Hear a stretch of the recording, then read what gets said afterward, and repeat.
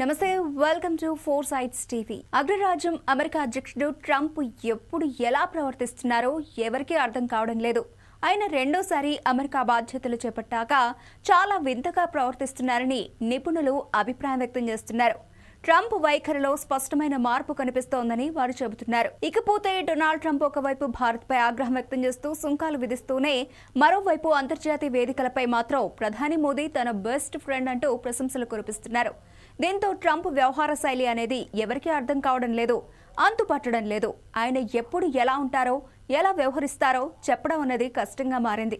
రెండోసారి అధికారంలోకి వచ్చిన తర్వాత నేషన్ ఫస్ట్ నినాదంతో పలు దేశాలపై ఇష్టం వచ్చినట్టు టారిఫ్లు విధిస్తున్నారు. అలాగే భారత్పై కూడా పన్నులు పెంచేశాడు. ఇప్పటికే పలు దేశాల మధ్య ఉద్రిక్తతలను తగ్గించానని, లేకుంటే మూడో ప్రపంచ యుద్ధం వచ్చేదనని చెప్పుకుంటున్నాడు. అంతర్జాతీయ వేదికలపై ఏ చిన్న ఛాన్స్ దొరికినా భారత్ పాక్ యుద్ధాన్ని తానే ఆపేశానని గొప్పలు చెప్పుకుంటూ సంబరపడిపోతున్నాడు. ఈ విషయంలో ఇండియా క్లారిటీ ఇచ్చిన ట్రంప్ మాత్రం మారడం లేదు. ఇక రీసెంట్ గా ఈజిప్ట్ లో ఇజ్రాయెల్ హమాస్ మధ్య గాజా శాంతి ఒప్పందం కుదిర్చిన సందర్భంగా పలు దేశాధినేతలు హాజరయ్యారు. ఈ సదస్సుకు వెళితే ట్రంప్ షరీఫ్లతో వేదిక పంచుకోవాల్సి వస్తుందనే కారణంతో మన దేశ ప్రధాని నరేంద్ర మోదీ వెళ్లలేదు. అదే వేదికపై పాక్ ప్రధాని షహబాజ్ షరీఫ్ ముందే ట్రంప్ అక్కడ లేని మోదీపై ప్రశంసలు కురిపించారు. దీంతో పాక్ ప్రధాని షరీఫ్ బిత్తరపోయారు. ట్రంప్ చెప్పే ప్రతిదానికి గంగిరెద్దులా తలూపేశాడు. అంటే పాక్ ప్రధానిని అమెరికా ఎంత గ్రిప్లో పెట్టుకుందో దీన్ని చూస్తే అర్థమవుతోంది. ఇంతటితో ఆగకుండా తానేదో పెద్ద ఘనకార్యం చేసినట్టు గొప్పలు చెప్పుకున్నాడు. ఇదే సమయంలో మరోసారి భారత్ పాక్ వార్ ప్రస్తావన తీసుకొచ్చారు అమెరికా ప్రెసిడెంట్ ట్రంప్. భారతదేశం అనేది గొప్ప దేశం అని, ఆ దేశం మన మంచి స్నేహితుడు చేతుల్లో ఉందని ప్రధాని మోదీని పొగడ్తలతో ముంచేశారు ట్రంప్. నరేంద్ర మోదీ చాలా అద్భుతంగా పనిచేస్తున్నారని తెలిపారు. అంతకుముందు పాక్ ప్రధాని షహబాజ్ షరీఫ్ ట్రంప్పై ప్రశంసలు కురిపించారు.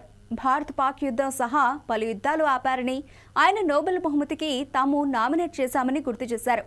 ఇప్పుడు పశ్చిమాసియాలో శాంతి నెలకొల్పిన ఆయనకు నోబెల్ ఇవ్వాలని మరోసారి షరీఫ్ ప్రతిపాదించారు. దీనిపై స్పందించిన ట్రంప్ తాను లక్షలాది మంది ప్రజల ప్రాణాలను కాపాడింది నోబెల్ ప్రైజ్ కోసం కాదని చెప్పారు.